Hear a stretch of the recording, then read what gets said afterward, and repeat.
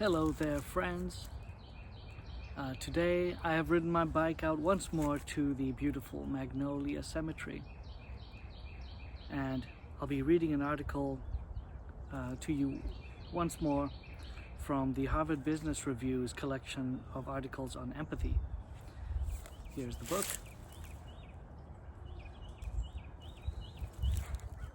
The article I'll read today is entitled "Empathy is Key to a Great Meeting." It's written by Annie McKee, and I'll share a little bit about the author. Annie McKee is a senior fellow at the University of Pennsylvania, director of the Penn CLO Executive Doctoral Program, and the founder of the Teleios Leadership Institute. Hopefully I pronounced that correctly.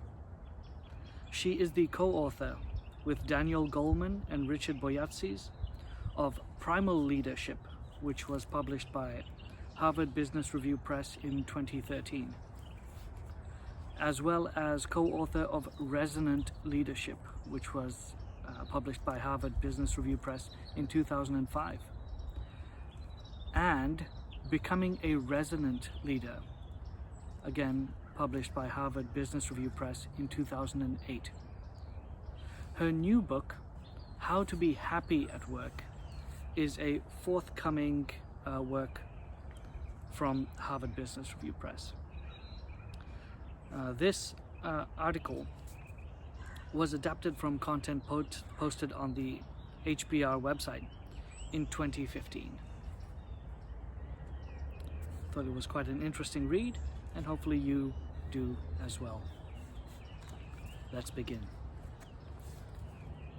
Yes, we all hate meetings.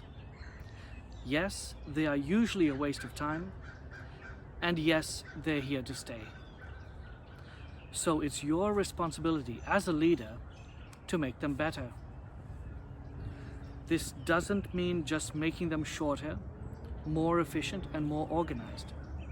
People need to enjoy them, and dare I say, have fun. Happiness matters a lot at work. How could it not, when we spend most of our waking hours there? The alternatives? Chronic frustration, discontent, and outright hatred of our jobs are simply not acceptable. Negative feelings interfere with creativity and innovation, not to mention collaboration.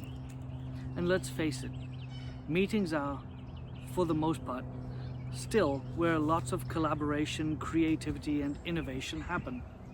So if meetings aren't working, then chances are we're not able to do what we need to do. So, how do we fix meetings so that they are more enjoyable and produce more positive feelings? Sure, invite the right people, create better agendas, and be better prepared. Those are baseline fixes. But if you really want to improve how people work together at a meeting, you'll need to rely on and maybe develop a couple of key emotional intelligence competencies. And Annie says that those two are empathy and emotional self-management. Why empathy? Empathy is a competency that allows you to read people. Who is supporting whom? Who is pissed off and who is coasting? Where is the resistance? And this isn't as easy as it seems. Sometimes the smartest resistors often look like supporters, but they're not supportive at all. They're smart, sneaky idea killers. Carefully reading people will also help you understand the major and often hidden conflicts in the group. Hint, these conflicts probably have nothing to do with the topics discussed or the decisions being made at the meeting.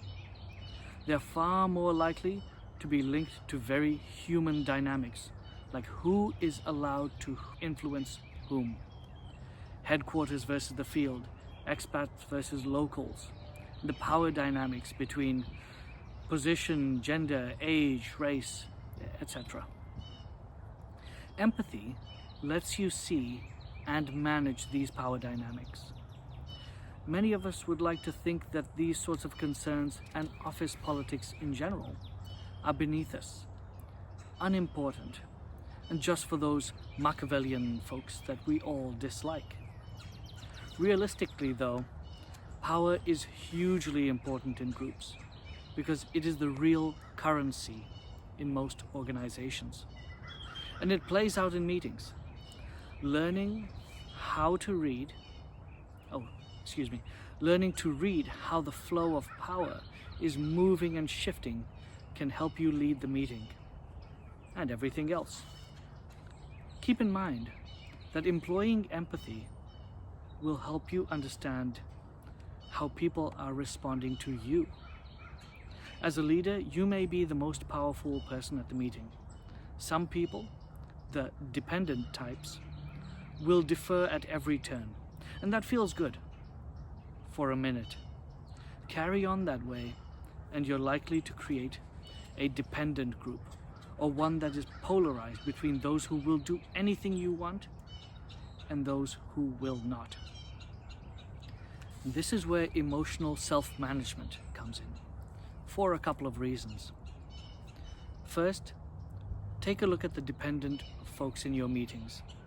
Again, it can feel really good to have people admire you and agree with your every word.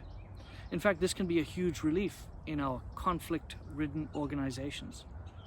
But again, if you don't manage your response, you'll make group dynamics worse.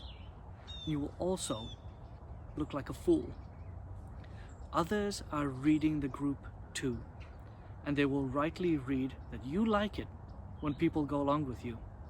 They will see that you are falling prey to your own ego and to those who want to please and manipulate you.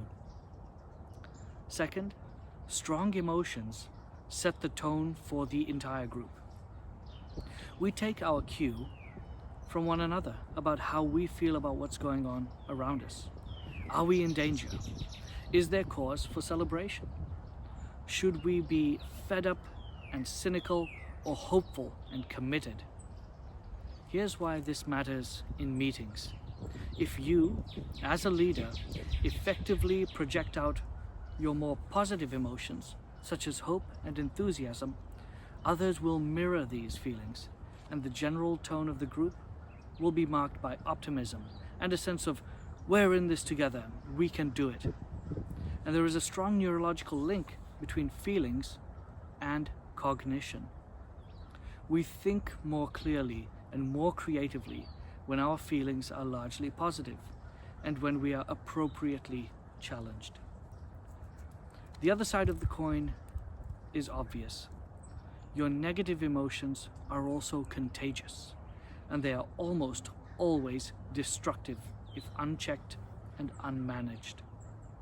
Express anger, contempt, or disrespect, and you will definitely push people into the fight mode, individually and collectively. Express disdain, and you'll alienate people far beyond the end of the meeting. And it doesn't matter who you feel this way about. All it takes is for the other people to see it, and they will catch it and worry that next time you will target them. This is not to say that all positive emotions are good all the time, or that you should never express negative emotions. The point is that the leader's emotions are highly infectious. Know this and manage your feelings accordingly to create the kind of environment where people can work together to make decisions and get things done. It may go without saying, but you can't do any of this with your phone on. As Daniel Goleman shares in his book Focus, The Hidden Driver of Excellence, we are not nearly as good at multitasking as we think we are. Actually, we stink at it. So turn it off and pay attention to the people that you are with today. In the end, It's your job to make sure people leave your meeting feeling pretty good about what's happened, their contributions, and you as the leader. Empathy allows you to read what's going on, and self-management helps you move the group to a mood that supports getting things done and happiness. Thank you.